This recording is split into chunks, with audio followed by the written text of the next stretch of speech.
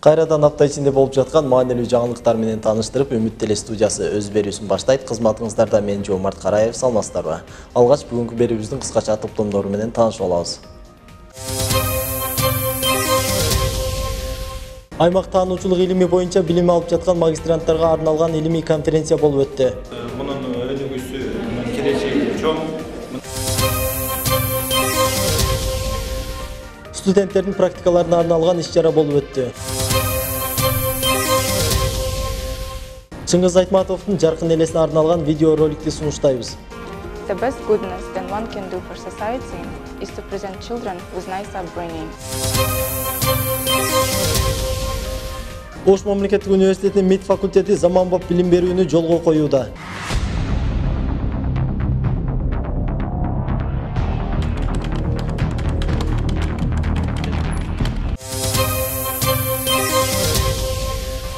Окуу жайдын жаш таланттары жагымдуу чыгарма тартуулашат.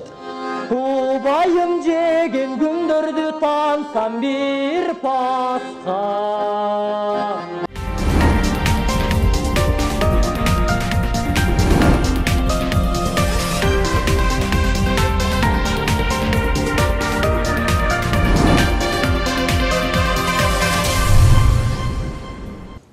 Ош мамлекеттик университетинин эл аралык мамилелер факультетинин аймак таануу кафедрасында магистранттарга билим берүүнүн сапатын өстүрүүгө арналган атайын тегерек стол болуп өттү.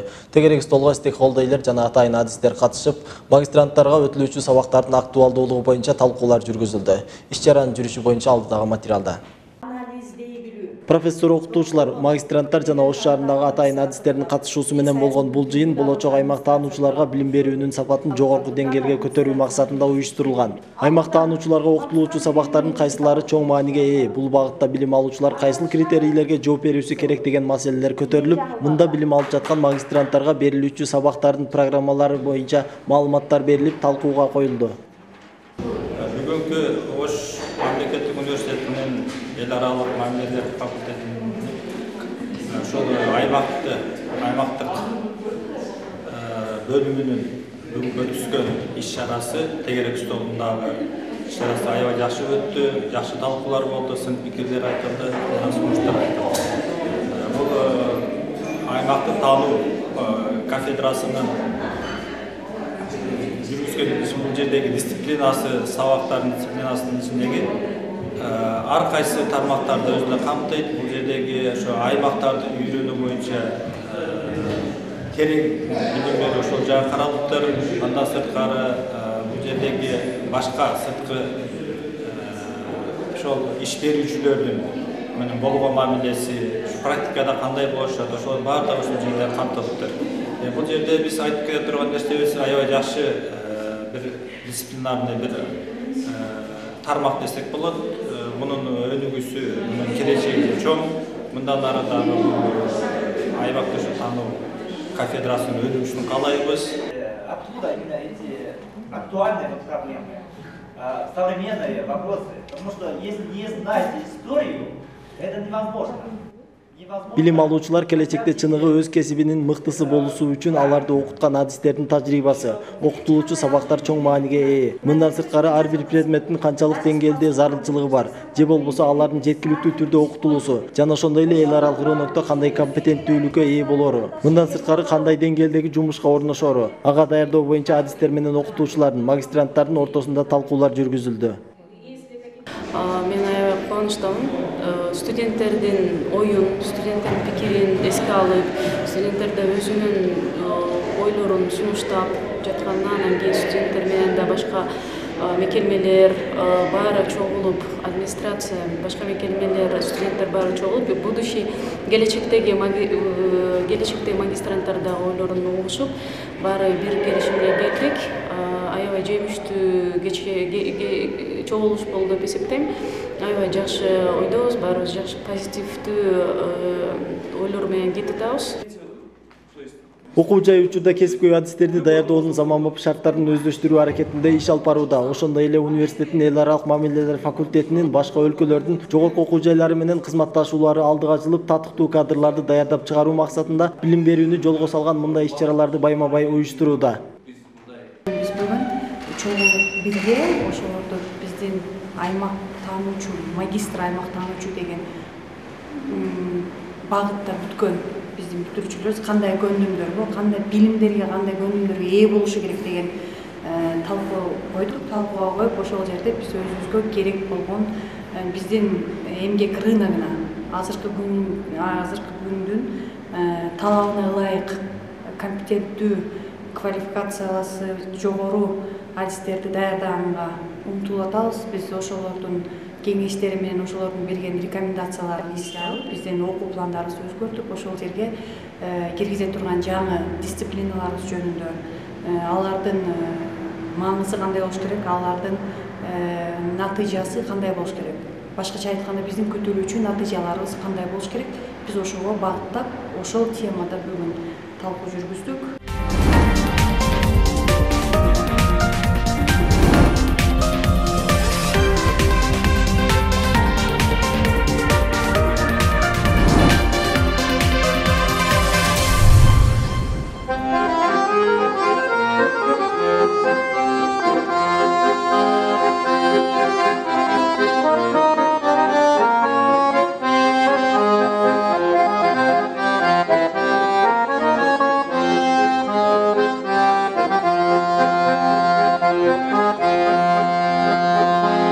Эртөндүмдебе жаз менен келип жалынга, жанымда турсаң жайдарым үнөз көрүнүп,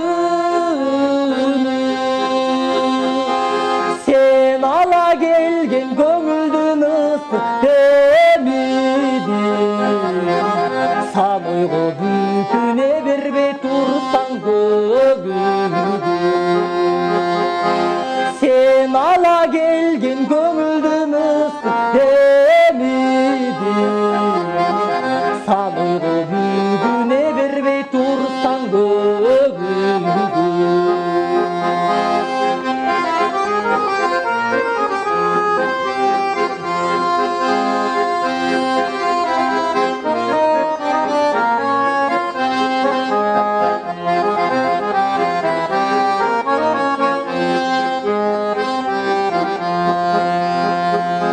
Mezgildi gütkün manayım gündey kıyal ki, Muğayım cangan ümittön üzü bir ele. Ubayım jegen gündördü tansam bir paska, mendegi şoq tuğan çeyin jaştık delini. Ubayım jegen gündördü tansam bir paska, mendegi şoq tuğan çeyin jaştık delini.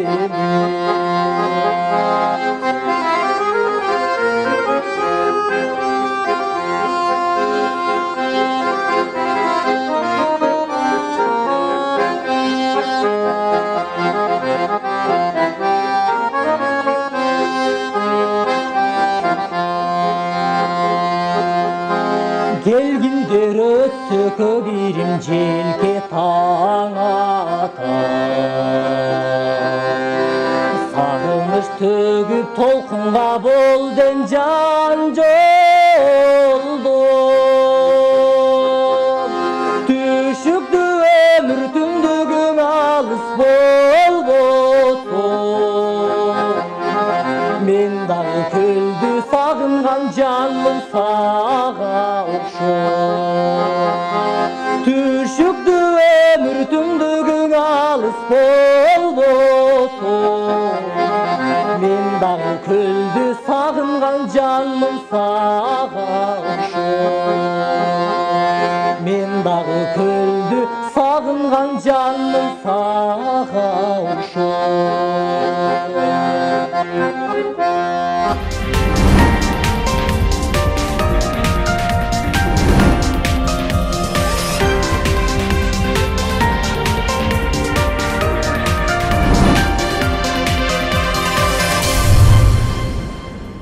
Ош мамлекеттик университетинин жыйындар залында студенттердин практикаларын кесипке карай багыттоого арналган конференция болуп өттү. Иш-чарага облустагы мекеме уюмдардын жетекчилери, ошондой эле Ош мамлекеттик университетинин профессордук окутуучулук курамы катышып, студенттерди практикага чыгаруу боюнча атайын талкуулар жүргүзүлүп, резолюция кабыл алынды. Бул тууралуу алдыдагы материалда кененирээк тааныша аласыздар. Өндүрүштүн байланышы аттуу конференцияга кош келиңиздер. Бул иш-чара Ош мамлекеттик университетинин өндүрүштөр жана байланыштар департаментинин 2018-жылкы январь айындагы бекитилген планынын негизинде өткөзүлдү. Конференцияга университеттин 155 окутуучулар жана профессордук курамы, 162 аймактан келген өндүрүш мекеме уюмдардын жетекчилери катышты. Жолугушуу бүгүнкү күндө студенттердин теориялык билимин окуу, таанышуу, өндүрүштүк, дипломго чейинки квалификациялык практикаларында айкалыштыруусун жана кесипкөй адис катары кесиптик компетенцияга калыптандыруу боюнча пикир алмашуу максатында уюштурулган. Алгач жалпы катышуучуларга университеттин окуу иштери боюнча проректору Расул Азбеков окуу жайда аткарылып жаткан акыркы иш-аракеттер боюнча маалымат берип, иш-чараны ачып берди. Негизи эле билим берүү системасында пионер болуп эсептелген европалыктар мындай деп айтышат. Окутуучулар, студенттер жана жумуш берүүчүлөр менен тыгыз байланышта гана окутуунун натыйжаларын жакшыртуу мүмкүн. Окутуунун натыйжалары эмнени айтабыз? Бул окуу процесси аякталгандан кийин студент билиши, түшүнүшү же болбосо демонстрациялап көрсөтө алышы жөнүндөгү сөз. Окутуунун натыйжаларына жетиш үчүн албетте университет, окуу жай негизги кызыктар тараптар менен же болбосо бүгүнкү күндүн тили менен айта турган болсок, стейкхолдерлер менен тыгыз кызматташы абзел. Алар кимдер? Алар эң биринде биринчи орунда бул мамлекет, экинчи орунда аймактык башкаруу органдары, жергиликтүү бийлик органдары болуп эсептелет. Аны менен бирге негизгиси албетте бул жумуш берүүчүлөр. Негизги кызыктар тараптардын кызыкчылыктары жана талаптары ар дайым окуу жайлар тарабынан эске алынып турулушу керек. Анан дагы бүгүнкү кесипкөй адисти даярдаш үчүн эмнеге басым жасалыш керек деген ой бардыгыбызга келип турса керек. Бүгүнкү дүйнөдө Өндүрүштүк мекемелердин жетекчилерине жана өкүлдөрүнө өз сунуш пикирлерин калтыруу үчүн алгач окутуунун программалары боюнча маалымат баракчалары таркатылып берилди. Куттуктоо сөздөр, докладдардан соң түрдүү адистиктер боюнча билим алып жаткан студенттердин практикалары боюнча ар бир катышуучу өз ойлорун ортого салышты. Коноктор бул сыяктуу жакындан пикир алышуу студенттердин адис катары калыптануусуна, алардын теориялык окуу процессинде алган билимдерин, шык жөндөмдөрүн өстүрүү, көндүмдөрүн тереңдетүү, практикалык тажрыйбага, инструменталдык ошондой эле кесиптик компетенцияга ээ болуусун өнүктүрүүдө жакшы жемишин берерин айтышат. Иш-чара өтө керектүү, өтө маанилүү.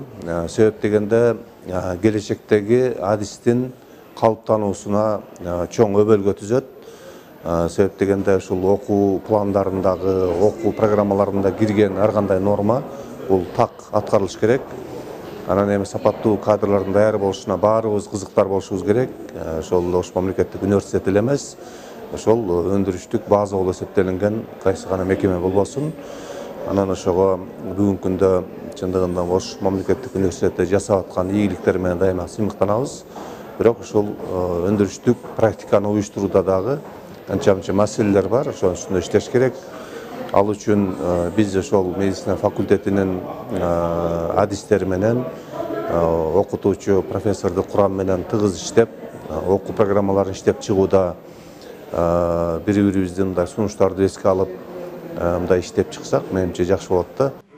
Студенттерди практикага чыгарууда Ош мамлекеттик университети көптөгөн мамлекеттик жана жеке ишкана мекемелер менен келишимдерди түзүп иш алып барып келет. Окуу жай жаштарга билим берүүнүн жаңыча ыкмаларын өздөштүрүү аракеттерин көрүп, кесипкөй адис кылып бүтүрүүгө гана эмес, алардын жумуш менен камсыз болуусу үчүн да иш берүүчүлөр менен көптөгөн биргеликтүү иш аракеттерди аткарып келет.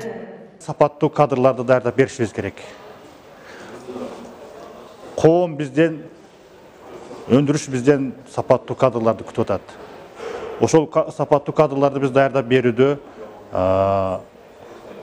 ушул адис катары студенттерди кесиптик компетенцияларга калыптандырууда биз ушул өндүрүштөгү мекеме уюмдардын өкүлдөрү менен, мекеме уюмдар менен биргеликте ушул практикалардын жумушчу окуу программаларын биргеликте түзүшүбүз керек. Бүгүнкү күндө ушу Biz окутуп жаткан окуу жүктөмдөрүбүздөгү пландаштырган программалар өндүрүшкө керекпи же керек эмеспи деген бир чоң ой бар эле. Biz ошол туура багытта окутуп атабызбы? Ошол туура багытта биз көндүмдөргө даярдап атабызбы? Калыптандырып атабызбы? Кандай компетенцияларга ээ кылып атабыз деген ушул биздин максатыбызды бүгүн иш берүүчүлөр менен ушул жалпысы өндүрүштөн 162, анан кийин өзүбүздүн окуу жайдан жалпысынан болуп 115 өзүбүздүн профессордук окутуучулук курамы катышты. Бүгүнкү конференцияда абдан ачык айкындуулук болду. Биз тараптан аткарып жаткан иштер, өндүрүш тараптан аткарып жаткан иштер боюнча эки тараптан тең кандай бири-бирибизге болгон сунуш, пикирлер айтылды. Кызуу талкуулар менен коштолгон жыйындын соңунда Ош мамлекеттик университети менен тыгыз иш алып барып келген бир катар мекеме ишканалардын жетекчилери атайын ардак грамоталар менен сыйланды.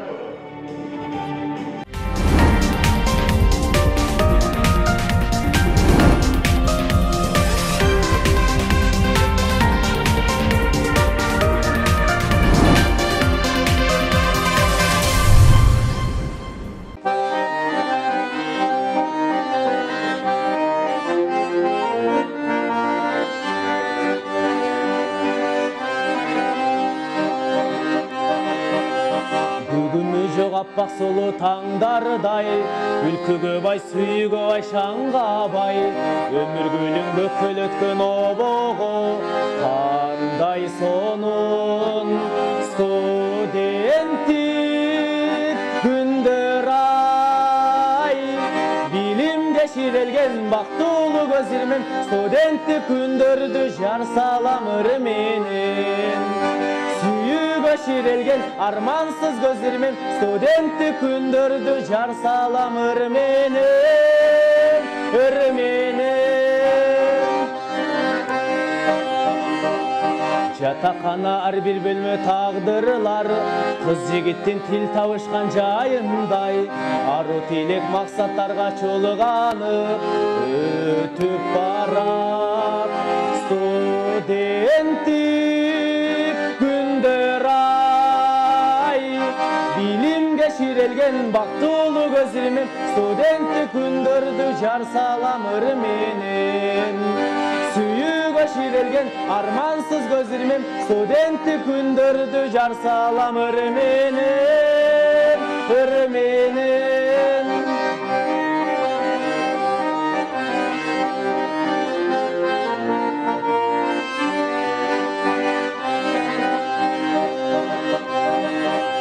Жаңы достор, жаңы теңтүш курбулар, биргелешип келечекке жолдулар. Катты кыял күлгүн жашты эстетип, жүрөктөрүдө жаңырса ден бул ырлар. Билимге ширелген бактылуу көзүрмен студенттик күндөрдү жар салам ыр менен. Sүйүүгө şirelgen armansız gözlerimim studenttik kündördü jar salam ır menен, ыр menен. Şarактаган şаттуу күндөр, таңды тоскон таттуу түндөр, студенттик алтын кези, жаңы ачылган жашыл гүлдөр. Bilimge şirelgen baktulu gözlerimim studenttik kündördü jar salam ır menен. Sүйүүгө şirelgen armansız gözlerimim studenttik kündördü jar salam ыр menен, ыр menен.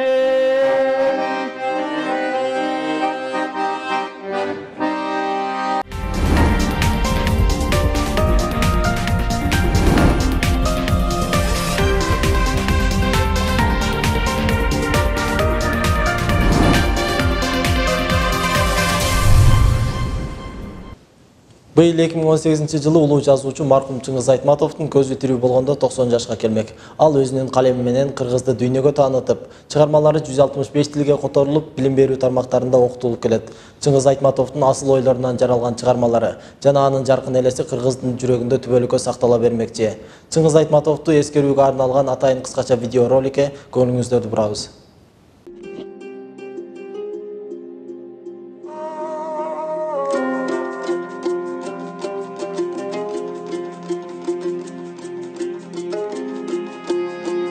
Адамдын башкаларга кылар эң чоң жакшылыгы үйүнөн адам болор балдарды тарбиялап өстүрүү. Чыңгыз Айтматов.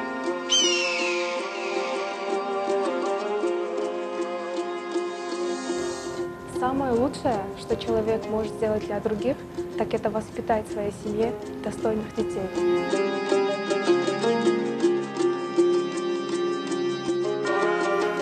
The best goodness that one can do for society is to present children with nice upbringing.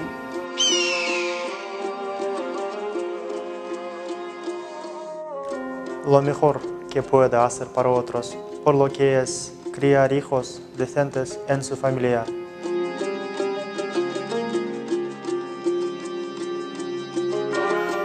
Das Beste, was der Mensch für andere tun kann, ist die richtige Erziehung seiner Kinder.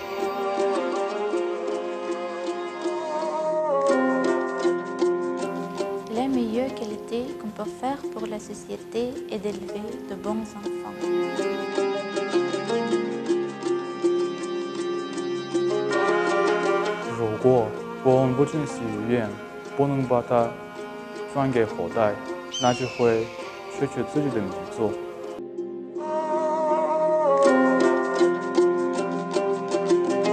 İnsanın başkasına edeceği iyilik, kendi çocuklarını insan olarak terbiye etmesidir.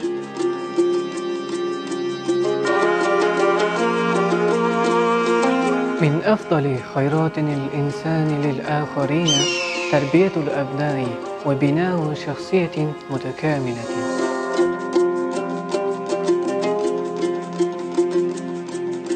Bir odamning boshqa odamlarga qiladigan eng katta yaxshiligi oilasida haqiqiy inson bo'lib yetishadigan bolalarni tarbiyalab o'stirmoqlikdir.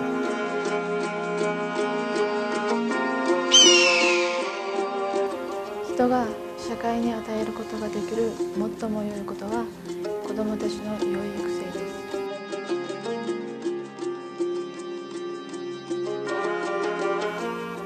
사람이 타인에게 할 수 있는 가장 큰 선은 자기 가정에서 자식을 사람 되는 교육하는 것이다.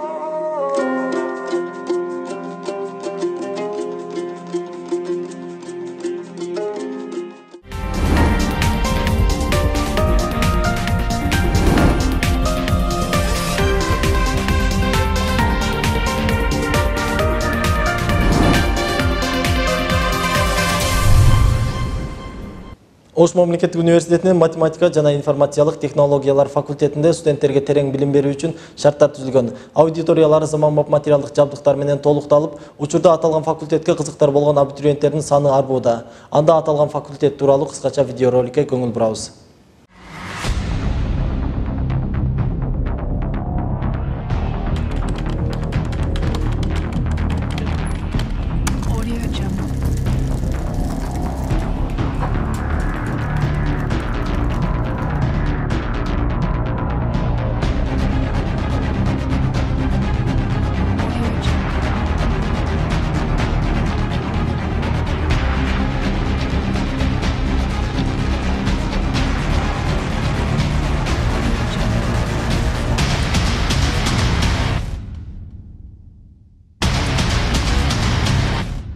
Audio Jungle.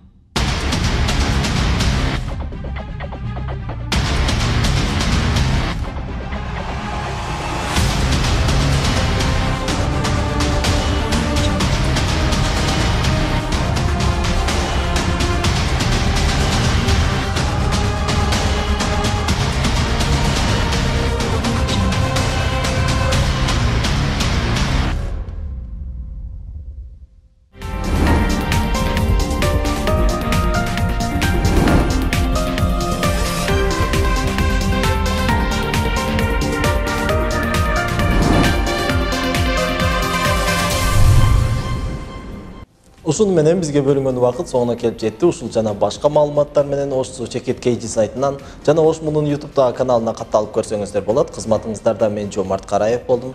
Кайрадан эфир аркылуу амандашканча саламатта калыңыздар.